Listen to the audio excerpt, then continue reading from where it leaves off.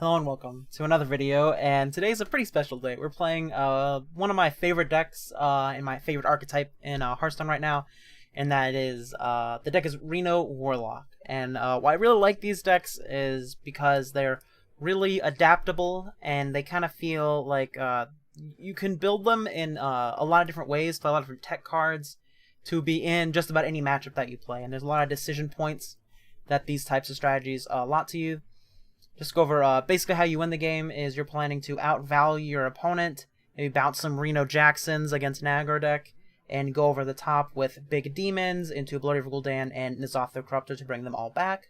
Going over kind of the utility and tech options, I am playing Gluttonous Ooze to fight kind of against the Kingsbane decks. Keli'dan the Breaker, which is generally a good card, but we're playing it specifically for the Dark Lair matchup. They have Loatheb, sometimes Cult Neophyte, lock you out of playing board wipes, and Keli'dan the Breaker is a minion, so it's unaffected by it if you draw it, and it also is just a good battle cry to kill a giant. Also featuring the Sir Finley Grizzled Wizard combo to help you fight the Reno Priest decks. Once they play that Shadow Reaper Anduin, you can use Grizzled Wizard and Sir Finley in conjunction to discover new hero power, and then swap it to steal their deal 2 hero power, taking away their win condition and just completely neutering their deck. Other than that, general utility value of the Reno package. A lot of great removal options to keep us alive against the aggro decks and help us go long to where we kind of can take over the game with our big top-end expensive spells. Friendly reminder, at the time of recording this video, I think about 96.5% of my average viewers are not subscribed. If you do like this content, I would ask that you please remember to like, comment, and subscribe. If you'd like to see more, it would help me out a lot. Thank you again for watching, and I'll see you in the games. Alright, hopping into a mage game here. Assuming secret mage, I think we mulligan everything. We need cheap creatures for Political Flames to be good. It's good to proc counterspell, but I think we need our early setup creatures. And Loatheb's a little bit later card, and Corrupting Mist. Corrupting Mist is actually pretty okay. Looking at Corrupting Mist like a couple creatures here. Also checks for counterspell. Zephrys always good. You can get Flare. If they're on some other mage deck, you can also just grab his Wild Growth to ramp up.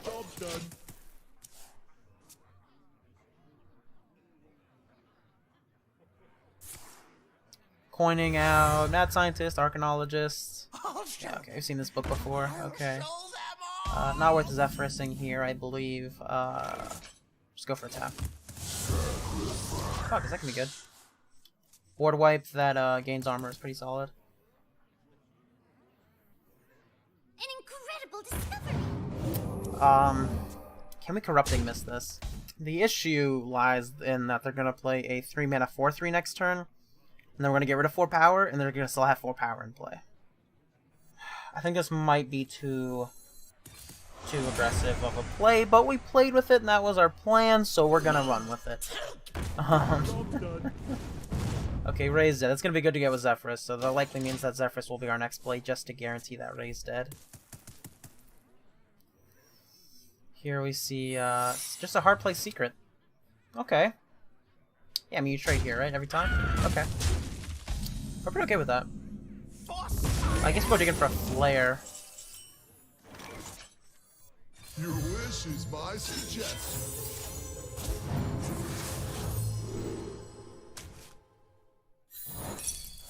Okay, it wasn't explosive runes.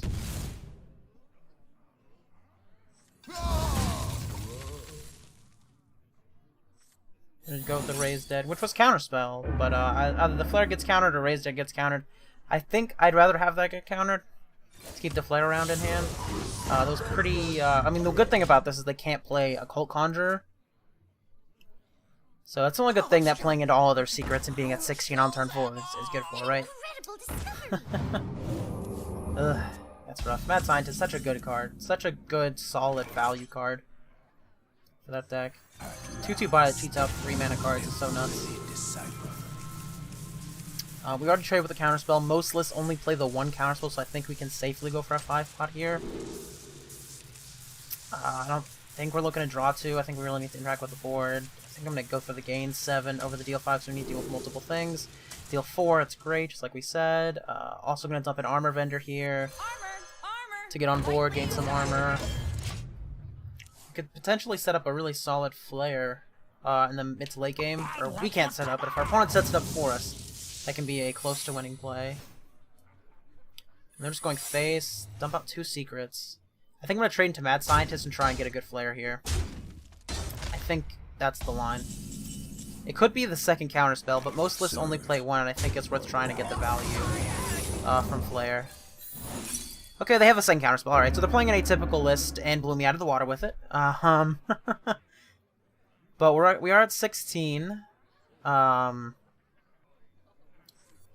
we Zola? We could Zola the Kazakus or Zola the armor vendor.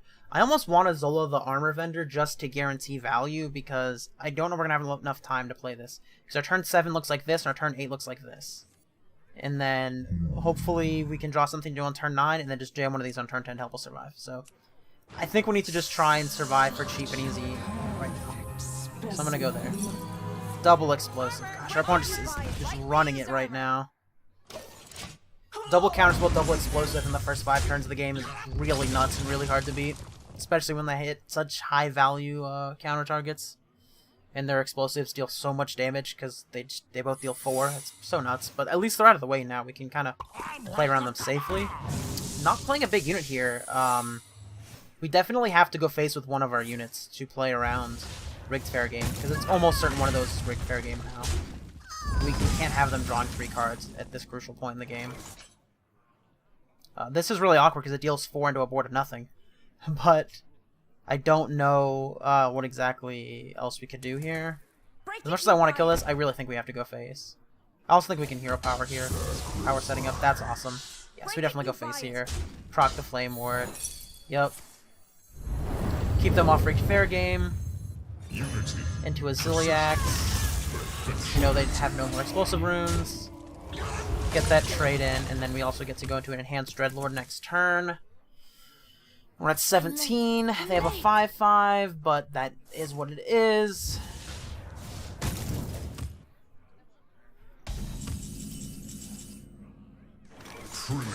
We know it's not Flame Ward, so we're gonna go face for 3 here. And then dump our Enhanced Dreadlord. That they're gonna have a really hard time getting through. They didn't have any early power plays to really, what's the word? Any early power plays to, I don't know, like, take advantage of their early tempo, right? Double, like, counterspell, double explosive runes proc early is very, very good. But because we've been able to keep them off of Rigged Fair Game, and they didn't have any, like, you know, turn 4, turn 5, Occult Conjurer, or, Cabal Crystal Runner, we might have bought ourselves enough time. And once you're in this position, you're pretty well set, because now we're just going to be going face every turn, keeping them off of Rigged Fair Game, and on turn 10 we're going to sling up Blood Reaver Gul'dan, get our healing every single turn, along with the 5 armor ETB, and just win the game from there. Our turn 9 is a little bit unknown. All in due time. Could be they're just they're salt roping because of how this game has gone. I don't know. Cat could have spilled milk on their keyboard or something. Who knows?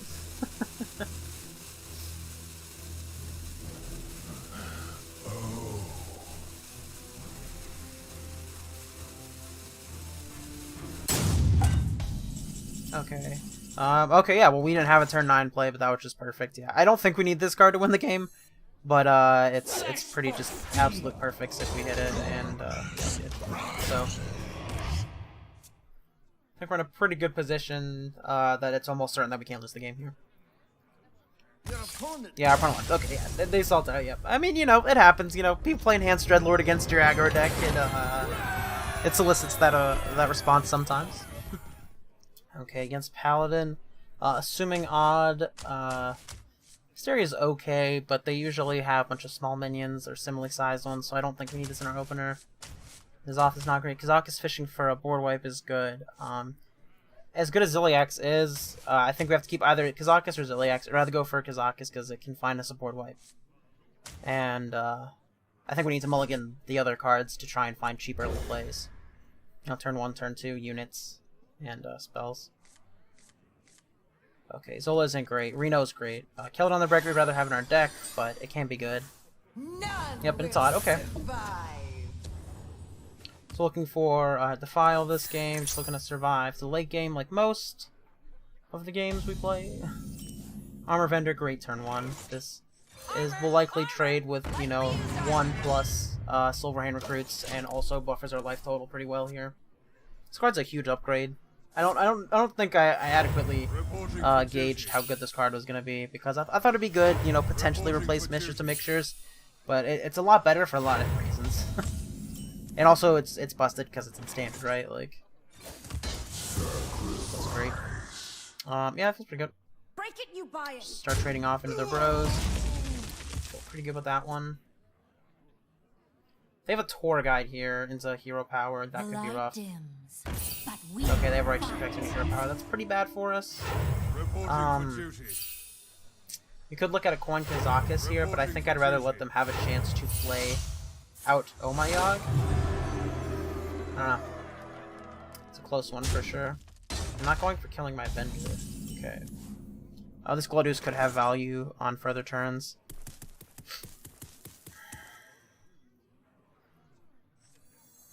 Yeah, I'll play this as trade bait, honestly. It's gonna absorb 4. I'll trade in here so it kills 2 things. And if they choose to not attack it, then we get double hits with Kazakus, so... Usually you don't want to play out your Brann for 0 value, but... We're just looking to buy time and make the late game. Righteous Cause, that's rough. Especially they have Muster here, they have Warhorse Trainer. That is also pretty rough.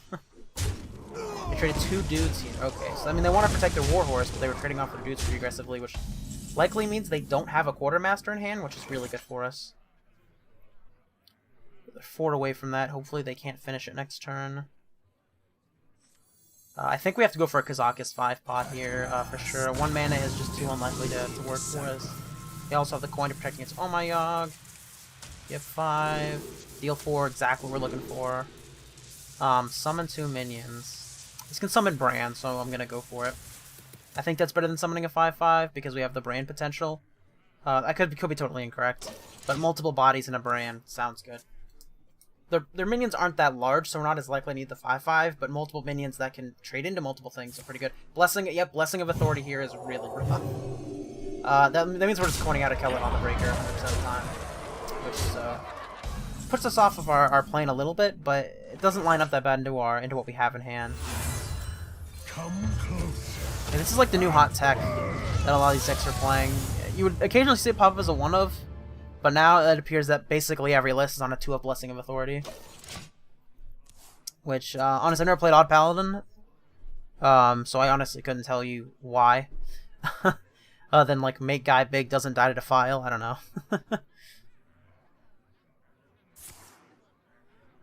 Lost in the jungle, okay, so we're gonna get to trigger this, but... Reporting for duty. We do have a 3/3 in play, so it's still gonna trade, and we have a Zilliax follow-up. I don't think it's worth dumping the Reno out just yet.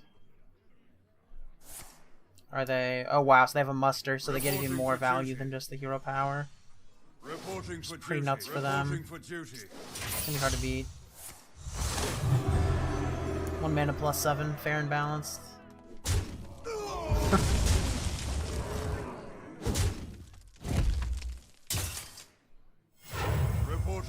We could Gluttonous Ooze, but it's not worth it.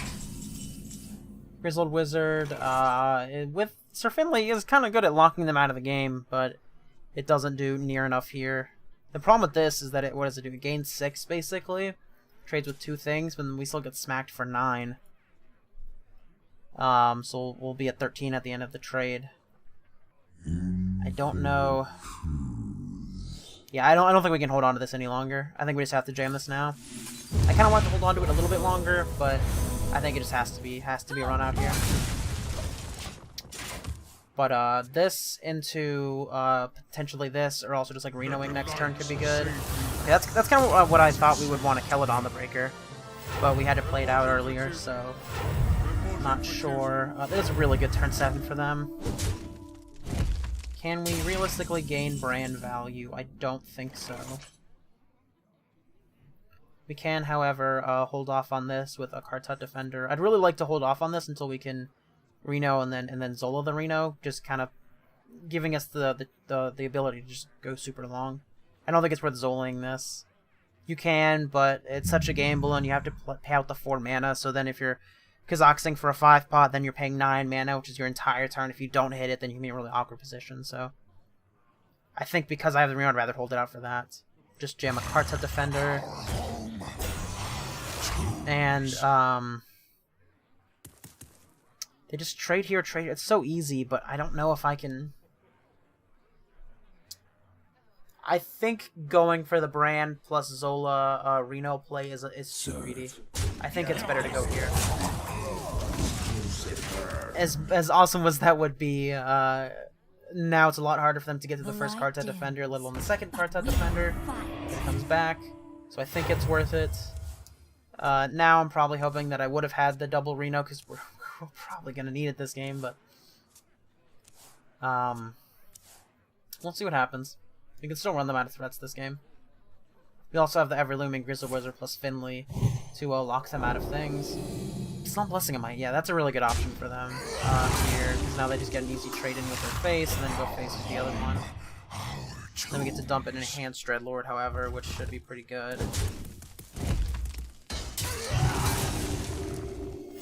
Reporting for duty. Reporting for duty. Corrupting Mist. Does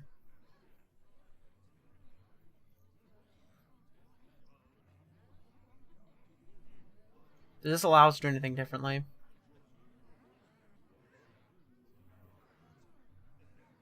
It clears this board. 4, 5, 6, 7, 8. We go Reno, Zola the Reno next turn. I think that means that it's okay to Corrupting Mist.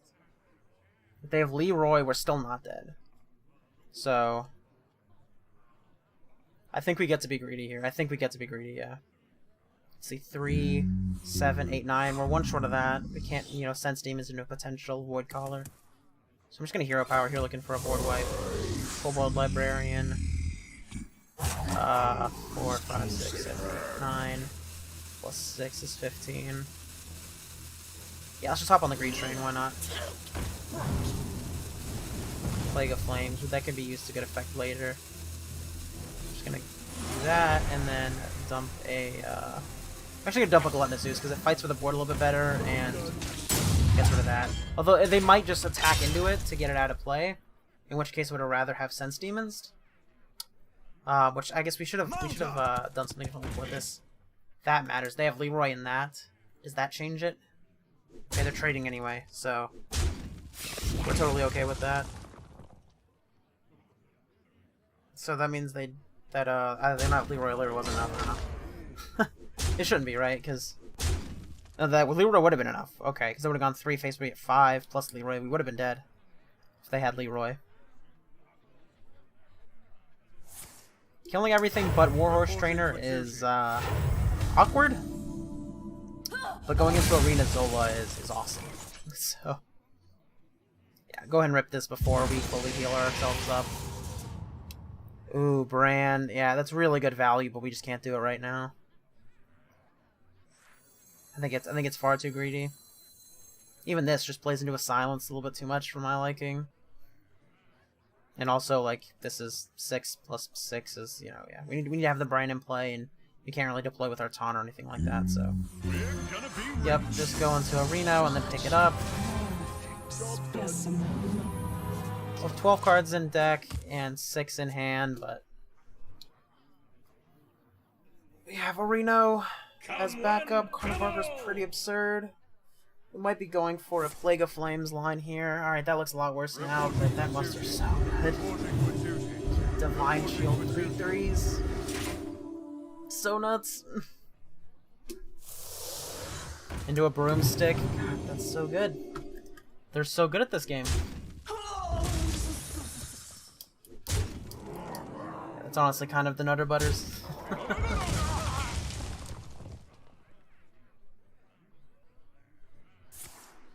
Now on the second Divine Favor. That's pretty surprising. I think a lot of these lists have trimmed to just the one Divine Favor, which is a little bit 5-drop heavy. But, yep. What do we do here? I have 6 cards left.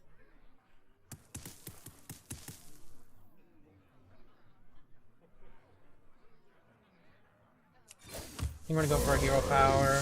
Godfrey. Well, I was gonna go into Enhanced Dreadlord, but now this is just what we do. And we also had Defile, right? Like, we had a lot of things there that would do a lot of good. Defile, Dark Skies, all really solid cards. All of our top end is still at the bottom of our deck, which is kind of rough. That doesn't matter, we just won't play into it. Paladin Secret, okay. Oh, my Og's kind of scary, I guess. But we don't have to. I don't think we have to play that many more spells, honestly.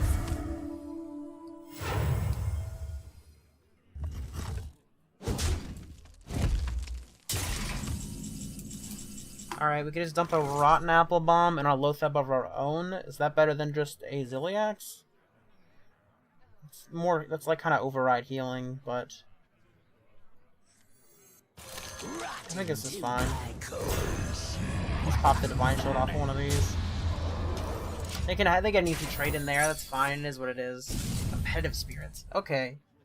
Definitely not what I expected. I mean, I was wondering why they didn't have any secrets played out, but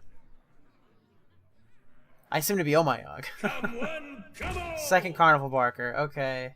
Do they have a secret here? Now we're really looking for that Defile. Maybe we can set a Plague of Flames?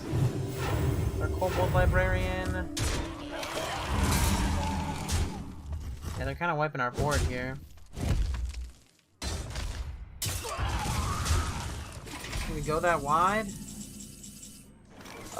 Enhanced Dread. No, we haven't had a single demon die.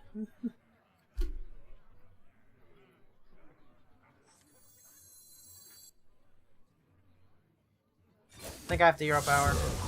Well, there's a demon. I think I have to make this trade here, even though it kind of is awkward for Plague of Flames. Maybe the trade was into Carnival Barker there. I don't know. I was just scared of the 6-power thing. Yeah, the trade was like that might have been too hasty of an attack there. Carnival Barker is likely a higher threat. Higher threat? More threat? Higher threat level? English language escapes me sometimes.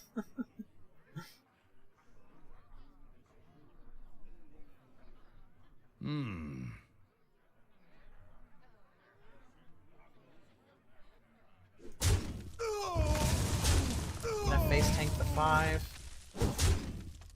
Sure. I mean, if they can't fight through this, and then we play Voidlord, then they have to fight through that too. Like, should be pretty cool. By pretty cool, I mean pretty cool at keeping us alive. You're getting kind of close to fatigue. You might be able to steal this one. Never able to steal. Just wow, they're letting us gain life. That's awesome. That's amazing. Didn't see that one coming.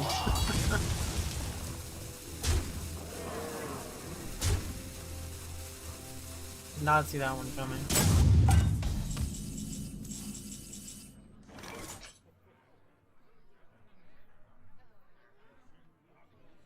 Huh.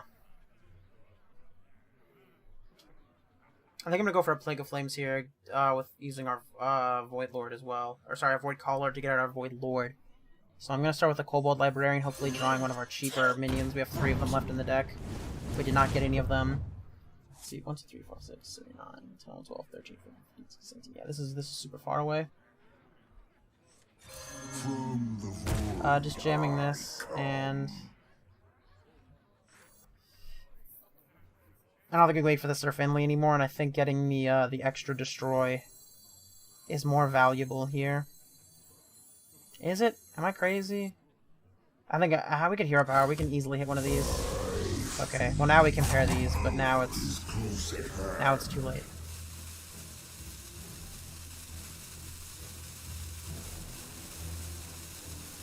We're not going to be hero powering any further, so I'm going to go ahead and dump here. Discover. Armor gain, and Plague of Flames. Carnival, Carnival, Carnival? Never Carnival. Never Carnival. I mean, it's my fault for leaving it alive, right? What a mistake. What a mistake. What a mistake.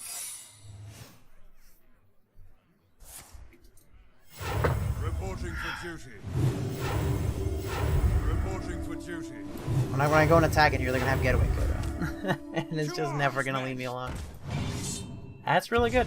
But both their anime broomsticks are gone, so they can't rush those in for the giga value.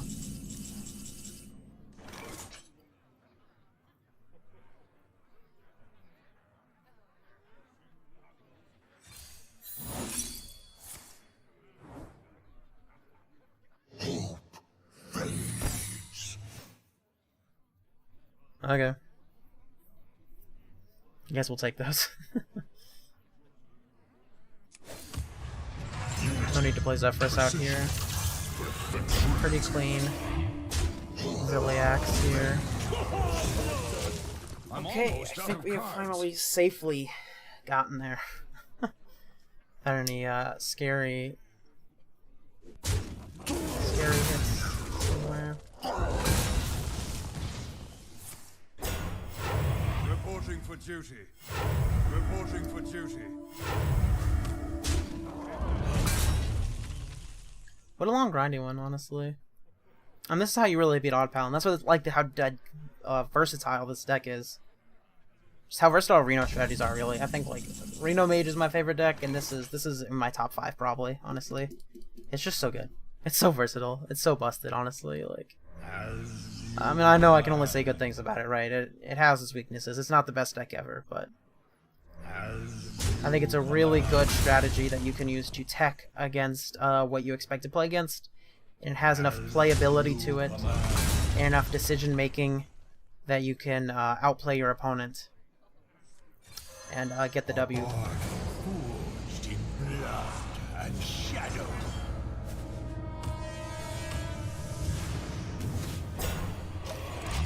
I'm out of cards. And they're fatiguing now. We can no longer steal their hero power. But who wants to? Reporting for duty. Reporting for duty. Now we can just go face and play Zephrys. And yeah, cool story, bro. That's kind of rude. I shouldn't say that. But yeah, the game is just locked up. You know, I mean, they actually dead to Bloodlust? I think it might actually just be dead to Bloodlust, right? Am I crazy? Oh wait, they can attack with those. Yes, there might not be right. Bloodlust. 10, 11, 12, 13, 14, 15, 16, 17, 18. 18 plus 3 times 5 plus 15 is 20. Yeah, they're dead. Okay. Just sad to make sure. Your wish is my suggestion. Yeah, even the Doom Hammer was lethal there. The victory is Yep, and the victory is ours. Real close one. Played through almost the entire deck that game.